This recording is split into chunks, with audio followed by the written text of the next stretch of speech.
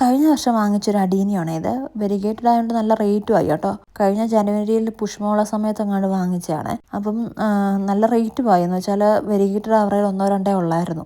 പക്ഷെ flower same തന്നെ. ഫ്ലവറിൽ എന്തെങ്കിലും വെറൈറ്റി ആയിരിക്കും എന്ന് വിചാരിച്ച് വാങ്ങിച്ചതാണ്. പക്ഷെങ്കിൽ ഫ്ലവർ നമ്മുടെ സാധാ ഫ്ലവർ, പിങ്ക് കളർ ഫ്ലവർ തന്നെ. അപ്പോൾ പിന്നെ അന്ന് ഇത് ചട്ടി റെഡി ആക്കിയപ്പോൾ ഇതിന് മണലില്ലായിരുന്നു ഇവിടെ. ഇത്തവണ കുറച്ച് മണലും കുറച്ച് ചാണകവും ഒക്കെ ഇട്ട് മണ്ണൊന്ന് മാറ്റാമെന്ന് വിചാരിച്ചു. ഇതിപ്പോൾ കുറച്ചുകൂടെ കഴിയുമ്പോഴത്തേക്ക് ഈ വേര് വന്നിട്ട് ഇതിൻ്റെ ആ ഡ്രെയിനേജ് അങ്ങ് അടയുകയും ചെയ്യും. അപ്പോൾ പിന്നെ അതിനു മുമ്പ് തന്നെ ഇതൊന്ന് മാറ്റി വെക്കാമെന്ന് വിചാരിച്ചു.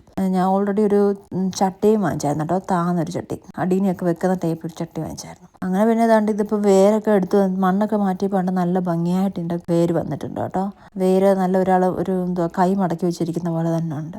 ഇതുപോലെ ഒത്തിരി വീഡിയോസൊക്കെ കണ്ടിട്ടേ ഉള്ളൂ കേട്ടോ. ഇങ്ങനെ ആദ്യമായിട്ടാണ് ഞാനിത്, കാരണം ഞാൻ ആദ്യമായിട്ടാണ് അഡീനിയത്തിൻ്റെ പരിപാടി തുടങ്ങുന്നത്. എനിക്ക് അഡീനിയം ഇഷ്ടമല്ലായിരുന്നു വെച്ചാൽ അതിന് ഭയങ്കര കെയർ വേണം, ഭയങ്കര പരിപാടിയൊക്കെ വിചാരിച്ചത് ഇത്രയും നാളും മൈൻഡ് ചെയ്തിട്ടില്ല. പിന്നെ ഇപ്പോഴാണ് മനസ്സിലായത് ഒരു കെയർ വേണ്ടത് ചെടിയാണ്. അതുകൊണ്ടൊക്കെ നമുക്ക് നട്ടിട്ട് ഇങ്ങനെ ദിവസവും കെയറും ചെയ്യണ്ട, വെള്ളം ഒഴിക്കണ്ട. അല്ലെങ്കിൽ പിന്നെ ദിവസവും വെള്ളം ഒഴിക്കേണ്ട ചെടിയാണെങ്കിൽ പിന്നെ നമുക്ക് ഭയങ്കര പാടല്ലേ. എന്നാലും ഇടയ്ക്കിടയ്ക്ക് പ്രൂൺ ചെയ്ത് വിടണം, അല്ലെങ്കിൽ അങ്ങ് നീണ്ട ഹൈറ്റ് വെച്ച് പോകും. പിന്നെ റീപ്പോർട്ട് ചെയ്യുമ്പോൾ ഇതുപോലെ വേരൊന്ന് പൊക്കിയും കൂടെ കൊടുക്കണം.